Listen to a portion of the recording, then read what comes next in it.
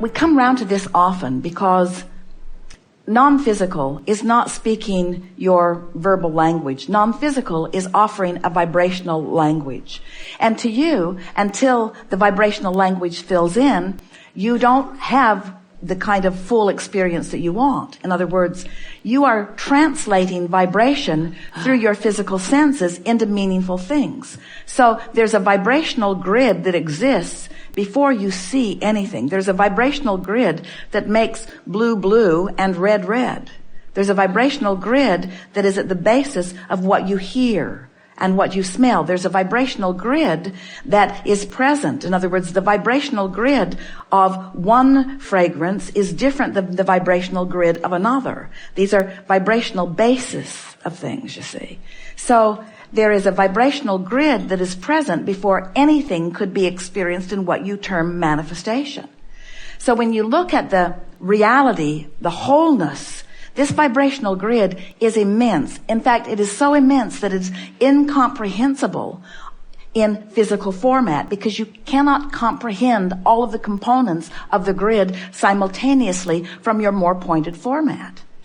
You've come into the specifics of this leading time-space reality. Even the time and space that you call this time and space is because an emotional grid has been laid that you are all participating in and filling in the details of.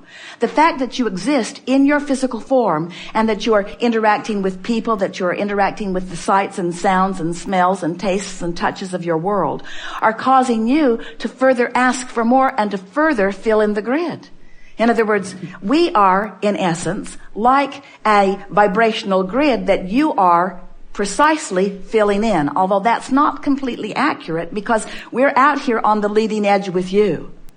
As you are exploring the details of what you are living, you come with more precision about what you want. And every time you come with more precision about it, you put a component of it in this vortex that now maybe it would be better to call it a vibrational grid. In other words, you're putting it there. The reason that we talk about the vortex in the way that we do is because that is the grid that holds the basis of all things that you consider to be good from the beginning of all time, you see. Everything that you have sifted and sorted, genius, leading edge creators that you are, that you have defined, when someone's rude, you want nicer. That goes into the grid. The rude doesn't. The rude creates another kind of grid. That's why humans have decided that there is a devil or that there is evil. Because every thought that is ever thought still exists, and law of attraction put those thoughts together. So there is an emotional grid that is before all things, the beginning of everything. Now, even using the word grid is making you visualize something that has already been materialized. And that was really not our intent with that. We don't want you to need the vibrational basis to be a tangible, seeable, hearable, smellable, tastable, touchable object. We want it to be something that you feel. We want the emotional grid to be what you feel. So we want the basis of the grid to be understood by you to be love, or appreciation, or joy. In other words, even as we do that, we're making it more tangible than maybe sometimes is good for you, because when we use the word love, you remember who doesn't love you. And when we use the word appreciation, you remember who's mad at you. And so you've got to be really determined as you are creating this emotional grid. That's why we say, don't try to think too much about it. Go someplace where something beautiful can tune you to it. When someone loves you and holds you as their object of attention, if you allow them to hold you as their object of attention long enough, they can tune you into vibrational alignment with well-being. That's why being in love feels so good. Someone holds you as their object of attention from their place of connection to that which is source, to that which is pure love. And as they hold you as their object of attention, they literally, if you allow it, tune you to that higher frequency. That's why the little beasts of your planet are so lovely. Your dogs and your cats and your whales and so on. You don't really feel tender about the insects, but you could. But find something to focus upon that allows you to reside in a non-thinking, a non-critical, a non-trying to make something happen from it, a non-demanding that it become a tangible manifestation state of being. Just a state of being where something like contemplating your Earth spinning in its orbit could be a very emotional. Don't you like that? Don't you like that your Earth spins in its orbit? Don't you like that? Now, can you get general enough to make that be a good feeling to you? When you just think about it doing that? It's not asking anything of any of you. There's no earth spinning committee.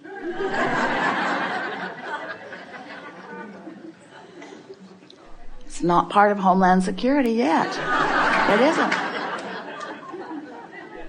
Or when you think about the ocean just lapping up on the beach, isn't that a good feeling? Or when you think about your cat stretched out on its back in the sun.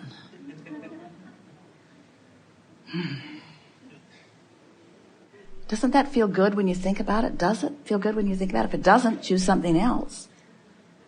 But surely there are so many things that you can just quiet your mind to contemplate that help you to establish an emotional grid. And you don't have to be there very long before it begins to fill in with good feeling things. So the grid won't hold still. It will get better and better and better. This we know about this grid. It will present itself to you increasingly specific ways for one purpose and one purpose only. To replicate the emotion that you conjured as you began it to begin with. So if you want fun, find the basis of fun.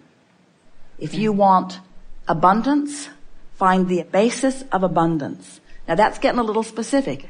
Almost all of you are accustomed to seeing a manifestation that someone else has conjured from a grid that they started before you even knew there was such a thing as a grid. And now you're looking at their manifestation and you're having an emotional response to their manifestation and wondering why you can't do the same thing. And we say, because you have to create your own emotional grid. Consider this. So somebody else started with maybe not even consciously, started with an emotional grid of well-being. And their grid filled in until they had a lot of prosperity that was evident to them and to anyone who's witnessing them. So now you wake up and you've been conjuring, you've been meditating, you've been flowing, you've been wanting to feel good. So you are a vibrational match to them. You are a vibrational match to their grid. Because your grids are intertwining and interlacing. So you don't even know them, but you're a vibrational match to them. So law of attraction brings you together with their experience, their more noticeable grid. You see what they do and you hear what they say and you notice how they be. And as you observe it, now your grid is filled in more specifically too. Your grid attracted them.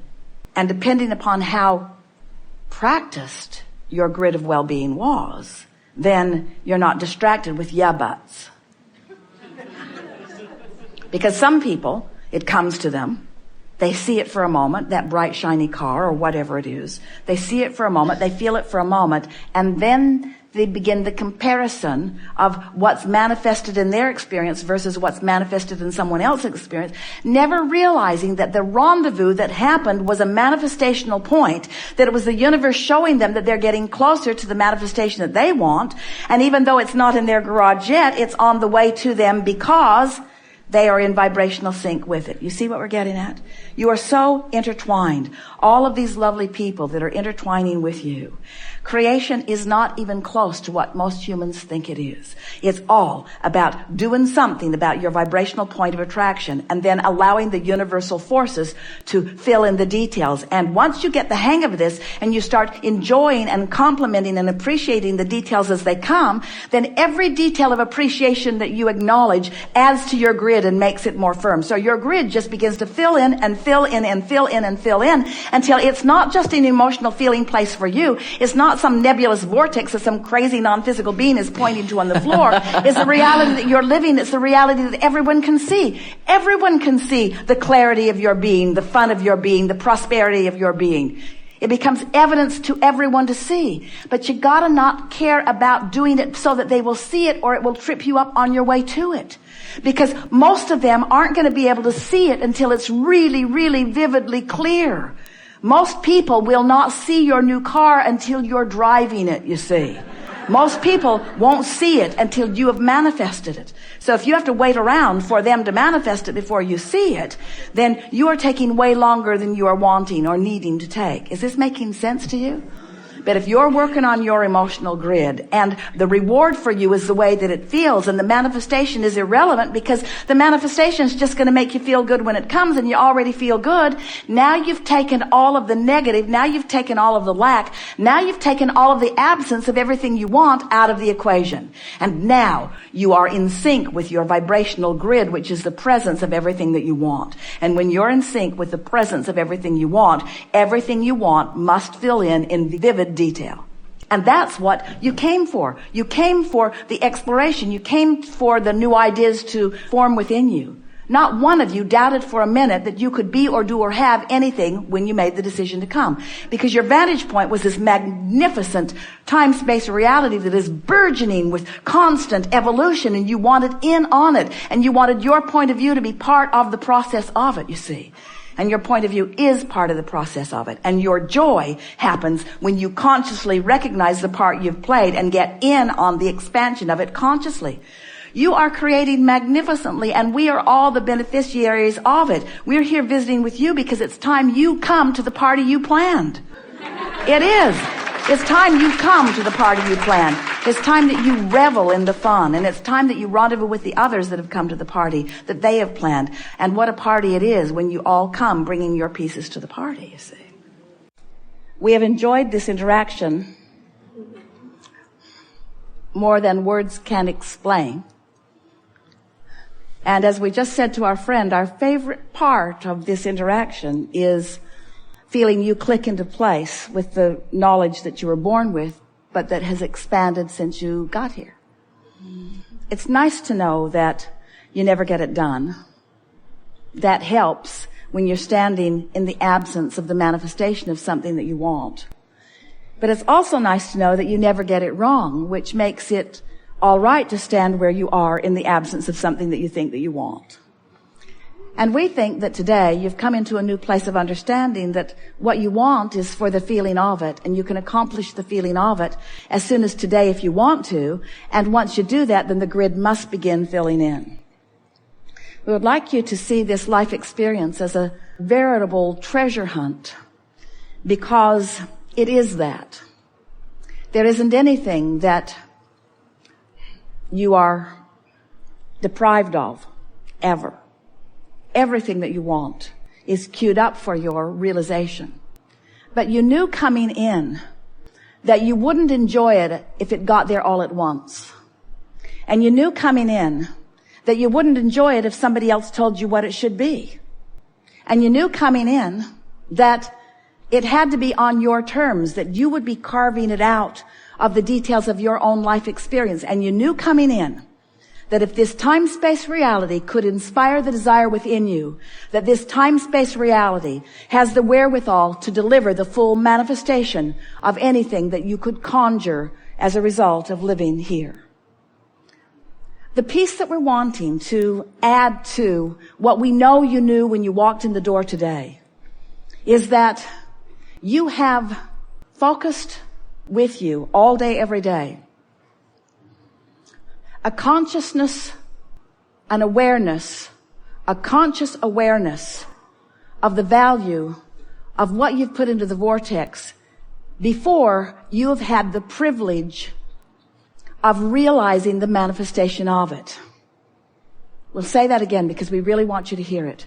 We know what you've put there, and we know the value of it, even though you don't know the value of it because you're holding out to know the value of it, waiting for it to manifest first. If you can peek into the vortex through an emotional search, rather than needing the manifestation first. In other words, if you'll go general and find the feeling place, if you'll ask the why of why you want what you want, until you can feel it, then the manifestations will start moving in. Not like an avalanche, but in the consistent, balanced patterning of surprise and delight.